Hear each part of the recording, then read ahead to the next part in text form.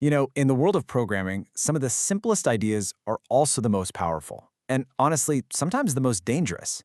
Today, we're going to pull back the curtain on one of them, strings, and how the C language handles them in a way that's pretty much defined decades of software. So let's just start with a basic question. How is your computer even processing the words you're reading right now on this slide? I mean, it's not magic, right? Underneath it all, there's a system, a set of rules for handling text. And in the C programming world, that system is both beautifully simple and unbelievably powerful. And believe me, that system really matters. Because if you just stop and think about it for a second, text is absolutely everywhere. It's basically the lifeblood of how we talk to our technology. Seriously, think about it. Your web browser, your phone's operating system, the video games you play, even the software running in your car, they are all constantly processing text. It's the fundamental way we interface with our machines. So, really getting how a computer thinks about text is a core skill for any programmer. Okay, so how does C, a language that's famous for its raw power and for being super close to the hardware, handle text? Well, it doesn't use some fancy, complex object. Instead, it takes a brutally simple and direct approach. In C, a string is just an array. That's it. Let's break that down, because it's important. It's not some complicated data type. A C string is just a line of characters, sitting side by side in computer memory. The key words to remember here are sequence and contiguous, one character right after the other, with absolutely no gaps in between. And this visual shows you exactly what that looks like. If we want to store the word hello, C just carves out a little row of memory boxes. It sticks an H in the first box, an E in the second, L, L, O. Simple, right? But wait a minute, what is that strange /0 thing at the end? We're going to come back to that, because it is, without a doubt, the most important character in that entire sequence. So, that's the concept. But how do we actually, create one of these strings in our code? Let's take a look at how it's done. C gives us two main ways to get this done.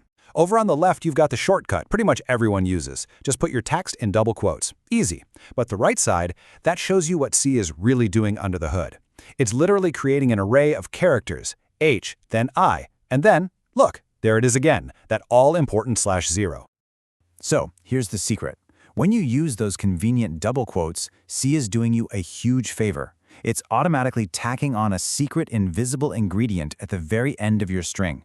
And that ingredient is absolutely essential. And that secret ingredient brings us to maybe the single most critical concept about C strings, the one thing that causes the most confusion and the most bugs, figuring out where the string actually ends. I mean, this is the million-dollar question, right? If memory is just this giant continuous line of data and our word hello is sitting there, how on earth does the computer know not to just keep reading whatever comes after it?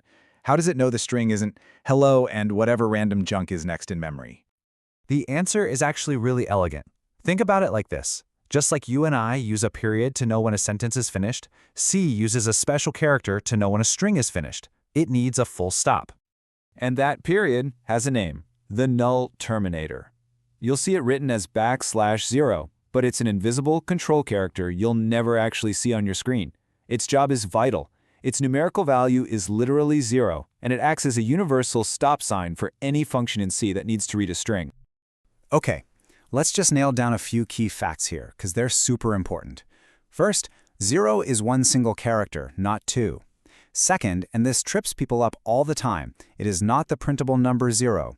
It's an invisible character whose actual value is 0. And here's the kicker. Every single standard C string function, from printing a string to getting its length, works by reading characters one by one until it hits this null terminator. Without it, those functions would just run on forever. All right, so we've gone pretty deep into the weeds of memory and invisible characters. And I know it might seem a little abstract, but understanding this is not just some academic exercise. So let's talk about why this actually matters in the real world. Here's the deal. It matters because C doesn't hold your hand. It gives you direct, unfiltered control over memory, which is incredibly fast and efficient. But that also means that you are responsible for making sure your strings are properly ended. Forgetting that /0 is one of the most common ways to create bugs and major security problems in C.